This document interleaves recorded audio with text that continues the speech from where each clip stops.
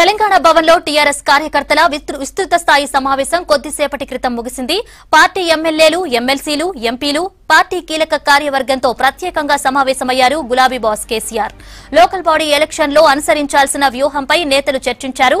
ఎన్నికల్లో గెలుపు కోసం ఎలా ముందుకెళ్లాలన్న దానిపై క్యాడర్కు సూచనలు చేశారు కేసీఆర్.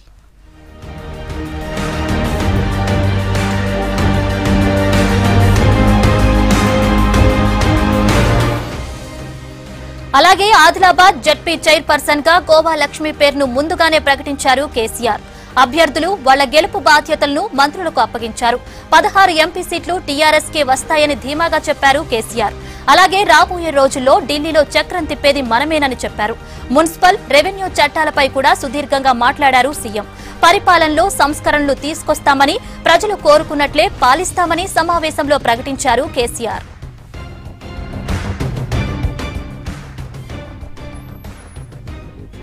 డీటెయిల్స్ శివని అడిగి తెలుసుకుందాం. శివ, మీటింగ్ లో కేసీఆర్ ఏం చెప్పారు? డీటెయిల్స్ ఏంటి?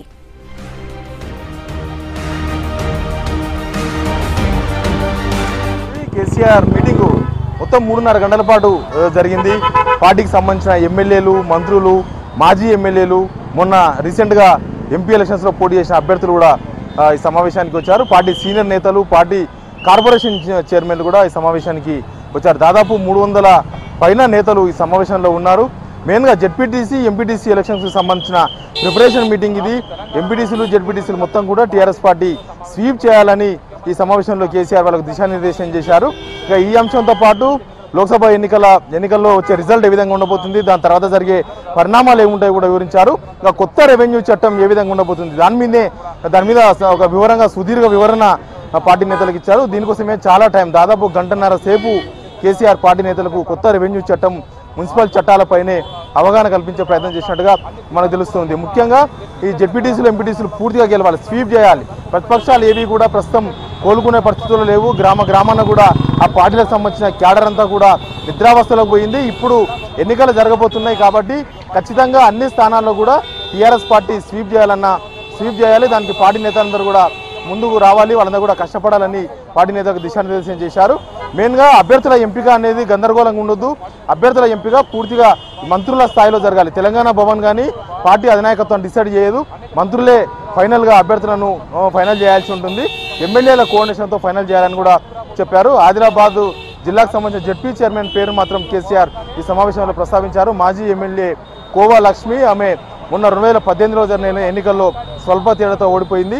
ఆమె జడ్పీ చైర్మన్గా ఆమె పేరును ప్రతిపాదించారు. అందరూ కూడా ఏకీభవించారు.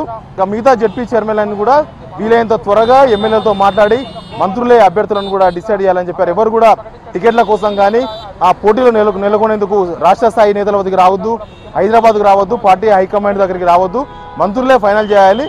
ఏమన్నా డౌట్స్ ఉంటే దాని మీద ఏమైనా ఇబ్బందికరమైన పరిస్థితులు ఉంటే తప్ప హైకమాండ్తో విషయం మీద చర్చించొద్దని చెప్పారు. గెలుపు బాధ్యతలు కూడా పూర్తిగా మంత్రుల భుజాలపైన పెట్టారు. మంత్రులే అభ్యర్థులను నిలబెట్టడం, అభ్యర్థులను గెలిపించడం కూడా వారే చూసుకోవాలి. మొత్తం దానికి సంబంధించిన అంశం పైన కూడా చర్చించారు. ఇంకా లోక్సభ సీట్లో 16 సీట్లు గెలుస్తామని ముందు నుంచి టీఆర్ఎస్ చెప్తూ వస్తుంది. 16 సీట్లు కూడా గెలవబోతున్నామని కేసీఆర్ ఈ సమావేశంలో ప్రస్తావించారు. ఇప్పటికే 10 సార్లు ఈ పోలింగ్ రోజుతో పాటు పోలింగ్ తర్వాత కూడా 10 రిపోర్ట్లు వచ్చాయి. 10 రిపోర్టులో కూడా టీఆర్ఎస్ పార్టీ 16 కైవసం చేసుకోబోతుంది. 16 సీట్లలో టీఆర్ఎస్ గెలవబోతుందని ఆ రిపోర్ట్లో తేలినట్టుగా కూడా కేసీఆర్ చెప్పారు. ఈ నెక్స్ట్ లోక్సభ ఎన్నికల ఫలితాలు వచ్చిన తర్వాత పూర్తిగా రాజకీయాలంతా కూడా కేంద్ర ప్రభుత్వం మీద, కేంద్రంలో మన పాత్ర మీద దృష్టి సారించవలసి ఉంటుంది. అందరూ కూడా సమాయత్తం కావాలని కూడా చెప్పినట్టుగా తెలుస్తుంది. ఇక్కడ బీజేపీ, కాంగ్రెస్ ప్రభుత్వం రాబోతుంది. అందులో మన పాత్ర ఉండబోతుంది. టీఆర్ఎస్ పాత్రనే మెయిన్గా ఉండబోతుంది. తర్వాత దేశ రాజకీయాల్లో టీఆర్ఎస్ చాలా కీలకమైన పాత్ర పోషించబోతుందని కూడా కేసీఆర్ ఈ సమావేశంలో ప్రస్తావించారు. ఇంకా మున్సిపల్ చట్టాలు, రెవెన్యూ చట్టాలపైన చాలాసేపు నేతలకు దిశానిర్దేశం చేశారు. ఖచ్చితంగా ప్రజలు కొత్త రెవెన్యూ చట్టం ద్వారా ప్రజలకు లబ్ధి చేకూరుతుంది. రెవెన్యూ శాఖను పూర్తిగా ప్రక్షాళన చేయాల్సిన అవసరం ఉంది. అవినీతితో కూరుకుపోయింది. ఇప్పటికే రెవెన్యూ శాఖను రద్దు చేస్తామని ఒకవైపు ప్రజల్లో డిస్కషన్ జరుగుతుంది. ప్రజలందరూ కూడా ఈ నిర్ణయాన్ని స్వాగతించే దిశగా అడుగులు వేస్తున్నారు. కొత్త రెవెన్యూ చట్టాన్ని తీసుకొచ్చి పాత రెవెన్యూ సిబ్బందిని, రెవెన్యూ శాఖను పూర్తిగా ప్రక్షాళన చేయాలి. అవినీతిలో కూరుకుపోయింది ఈ శాఖను అవినీతి కూపిలో నుంచి బయటికి తీయాల్సిన అవసరం ఉందని చెప్పారు. మీరు అందరూ కూడా మద్దతు ఇవ్వాలి. కొత్త రెవెన్యూ చట్టం రాబోతుంది, ప్రజలకు అర్థమయ్యేటట్లు చెప్పాలి. ఈ ఉద్యోగులు ఆందోళన చేసినప్పటికీ కూడా ప్రజలకు ఈ చట్టం అర్థమైతే చాలు, ఈ చట్టం ద్వారా ప్రజలకు మేలు జరగబోతుందని చెప్పారు. రెవెన్యూ శాఖను ప్రక్షాళన చేయాల్సిన అవసరం ఉందా లేదా అని ఒక ప్రతిపాదనను నేతల ముందు ఉంచారు. నేతలందరూ కూడా ఏకగ్రీవంగా ఖచ్చితంగా ప్రక్షాళన చేయాలి.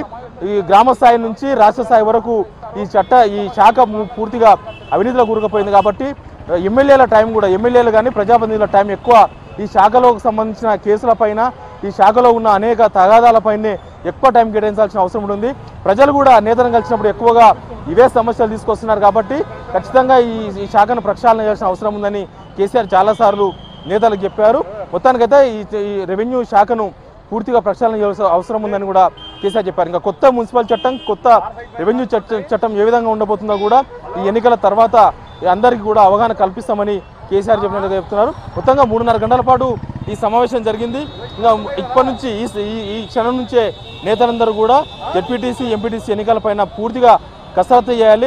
గ్రామాన పార్టీ క్యాడర్ను బలోపేతం చేయాలి. ఖచ్చితంగా కూడా టీఆర్ఎస్ పార్టీ టోటల్గా స్వీప్ చేయాలి. ప్రతిపక్షాలు ఎక్కడ ఒక్క సీటు కూడా రావద్దు. ఇప్పుడు లోక్సభ ఎన్నికల్లో ఏ విధంగా అయితే 16 సీట్లు గెలుద్దామని 16 సీట్లు గెలవబోతున్నాము, నెక్స్ట్ ఎంపీటీసీ, జెడ్పీటీసీలు, జెడ్పీపీలు అవన్నీ కూడా పూర్తిగా టీఆర్ఎస్ కైవసం చేసుకోవాలి. ఇది నెక్స్ట్ ఎన్నికల్లో ఇప్పుడు కాదు, మళ్ళీ వచ్చే అసెంబ్లీ ఎన్నికల్లో తీవ్ర ప్రభావం చూపే అవకాశం ఉంటుంది. గ్రామాన టీఆర్ఎస్ పార్టీ పటిష్టం చేసే అవకాశం ఉంటుంది కాబట్టి పూర్తిగా పార్టీ క్యాడర్ అంతా కూడా నియోజకవర్గాల్లో ఉండాలి, వాళ్ళ సొంత విలేజుల్లో ఉండాలి. క్యాడర్ను పూర్తిగా అప్రమత్తం చేసి ఎన్నికల్లో మొత్తం అన్ని సీట్లు కూడా టీఆర్ఎస్ కైవసం చేసుకునే విధంగా అందరూ కృషి చేయాలని దిశానిర్దేశం చేశారు. నేతలందరూ కూడా ఇప్పుడిప్పుడే బయటకు వస్తున్నారు. కేసీఆర్ కొద్దిసేపు క్రితమే సమావేశం నుంచి బయటకు వచ్చి ప్రగతి భవన్కి వెళ్లారు. ఎమ్మెల్యేలు, మిగతా నేతలందరూ కూడా ఇప్పుడిప్పుడే బయటకు వస్తున్నారు. Madhuri. Okay, thank you Shiva.